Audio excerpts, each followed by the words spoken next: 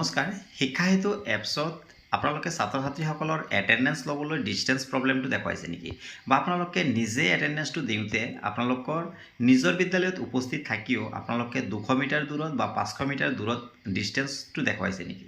যদি আপোনালোকৰ এনে ধৰণৰ ডিষ্টেন্সটো দেখুৱাইছে তেতিয়াহ'লে আপোনালোকৰ বাবে আজিৰ এই ভিডিঅ'টো অত্যন্ত গুৰুত্বপূৰ্ণ কিয়নো আজি মোৰ নিজৰ ক্লাষ্টাৰৰে দুখন বিদ্যালয়তে এই প্ৰব্লেমটো হৈছিলে আৰু এই প্ৰব্লেমটো মই নিজে সলভ কৰি এটেণ্ডেন্স টিচাৰসকলৰো লোৱা হৈছে লগতে ছাত্ৰ ছাত্ৰীসকলৰো এই এটেণ্ডেন্সটো লোৱা হৈছে তো গতিকে এই সলিউশনটো আপোনালোকৰ লগত শেয়াৰিং কৰিম যাতে আপোনালোকে এই সলিউশনটো পাই নিজে এটেণ্ডেন্স লগতে ছাত্ৰ ছাত্ৰীৰ এটেণ্ডেন্সখিনি আপোনালোকে ল'বলৈ সক্ষম হয় তেনেহ'লে বলক আমি ভিডিঅ'টো আৰম্ভ কৰোঁ পোনপ্ৰথমতে কথা হৈছে ছাৰ বাইদেউসকল আপোনালোকৰ যদি এই ডিষ্টেন্সটো দেখুৱাই আছে তেতিয়াহ'লে আপোনালোকে নিজৰ ক্লাষ্টাৰৰ যি CRCC ছাৰ বা বাইদেউগৰাকী আছে আপোনালোকে CRCC ছাৰৰ লগত কণ্টেক্ট কৰক নহ'লে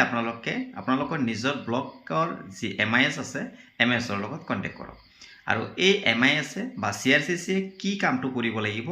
লগতে ইয়াৰ পাছত আপোনালোকে কি কামটো কৰিব লাগিব মই এতিয়া আপোনালোকক দেখাবলৈ যত্ন কৰিছোঁ তো আশা কৰিছোঁ ভিডিঅ'টো সম্পূৰ্ণ শেষলৈকে চাব আৰু যদি আপোনালোকে চেনেলটোত প্ৰথমবাৰৰ ভিজিট কৰিছে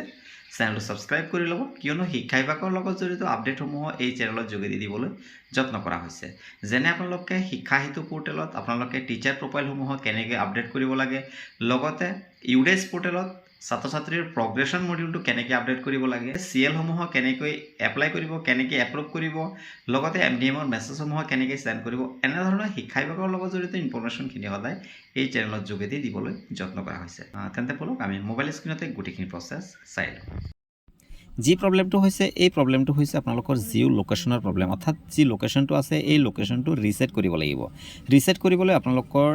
যি ব্লক ইউজাৰ দি লগইন কৰিব লাগিব তো তাৰ বাবে ব্লক ইউজাৰ দি মই ইতিমধ্যে লগইন কৰি লম লগইন হোৱাৰ পাছতে আপোনালোকে যি মেইন কামটো কৰিব লাগিব অৰ্থাৎ ইয়া ব্লক ইউজাৰে লগইন কৰা হৈ আছে গতিকে এই ব্লকৰ অধীনত যিমান স্কুল আছে ইয়াতে গোটেইখিনি শ্ব' হ'ব তো গতিকে যেতিয়া এনেকৈ শ্ব' হ'ব আপোনালোকে যি টোটেল স্কুলছ দি অপশ্যনটো দেখা পাইছে জাষ্ট ইয়াতে ক্লিক কৰি দিব তো গতিকে ইয়াতে ক্লিক কৰাৰ লগে লগে ইয়াতে ক্লাষ্টাৰ ৱাইজ স্কুলসমূহৰ শ্ব' হ'ব অৰ্থাৎ ইয়াতে যিমান ক্লাষ্টাৰসমূহ আছে গোটেই ক্লাষ্টাৰসমূহ দেখা পাব যে গতিকে এইখন স্কুল যিখন স্কুলৰ লোকেশ্যন প্ৰব্লেম হৈছে সেইখন কোনটো ক্লাষ্টাৰৰ অধীনত আছে সেইটো চাই ল'ব তো গতিকে ইয়াতে আপোনালোকে চোৱাৰ পাছতে যিখন ক্লাষ্টাৰৰ অধীনত প্ৰব্লেম হৈছে সেইটো জাষ্ট আপোনালোকে ভিউত ক্লিক কৰি দিব যে ভিউ অপশ্যনটো দেখা পাইছে ইয়াতে ক্লিক কৰিব এই ক্লাষ্টাৰৰ অধীনতে যিমান স্কুল আছে গোটেইখিনি শ্ব' হ'ব তো গতিকে এতিয়া যিখন বিদ্যালয়ৰ লোকেশ্যন প্ৰব্লেম হৈছে সেইখন বিদ্যালয়ৰে আপোনালোকে যি কামটো কৰিব ইনেবল জিঅ' লোকেশ্যন যি অপশ্যনটো আছে জাষ্ট এই ইনেবল জিঅ' লোকেশ্যনত ক্লিক কৰিব এই লোকেশ্যনত ইনেবল জিঅ' লোকেশ্যনত ক্লিক কৰাৰ লগে লগে স্কুলখনৰ যি লোকেশ্যনটো আছে ইয়া ৰিছেট হৈ যাব তো নিশ্চয় কথাখিনি বুজি পাইছে জাষ্ট ইয়াতে ক্লিক কৰিব ইয়াতে ক্লিক কৰাৰ পাছতে এটা ৰিজন দিব আৰু সেভ কৰি দিব তথা আপডেট কৰি দিব আপডেট কৰাৰ পাছতে এই ব্লক ইউজাৰৰ কামটো শেষ হ'ব এতিয়া কাম হ'ব মেইন স্কুল লেভেলতে তো এতিয়া স্কুল লেভেলত কি কৰিব লাগিব আপোনালোকে নিজৰ বিদ্যালয়ৰ ইউজাৰ ID পাছৱৰ্ড দি আপোনালোকে শিক্ষা সেতু এপছটো আপোনালোকে লগইন কৰি ল'ব লগইন কৰাৰ পাছতে আপোনালোকে স্কুল লোকেশ্যন যি অপশ্যনটো দেখা পাইছে জাষ্ট এই স্কুল লোকেশ্যন অপশ্যনটো জাষ্ট ক্লিক কৰি দিব এই স্কুল লোকেশ্যনত ক্লিক কৰাৰ লগে লগে আপোনালোকৰ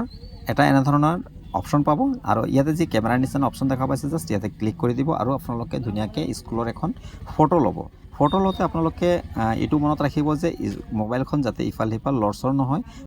ফটোটো লোৱাৰ পাছতে আপোনালোকে যি কেপচাৰ লোকেশ্যনটো দেখা পাইছে ইয়াতে ক্লিক কৰিব ইয়াতে ক্লিক কৰি আপোনালোকে লোকেশ্যনটো ল'ব কিন্তু লোকেশ্যন লওঁতে আপোনালোকে মনত ৰাখিব যেন আপোনালোকে কমে হ'লেও 3 পৰা 5 মিনিট সময় তাতে ৰৈ দিয়ে অৰ্থাৎ আপোনালোকে যাতে একুৰেট লোকেশ্যন পায় তাৰ বাবে আপোনালোকে কমে হ'লেও 5 মিনিট আপোনালোকে ৰৈ দিব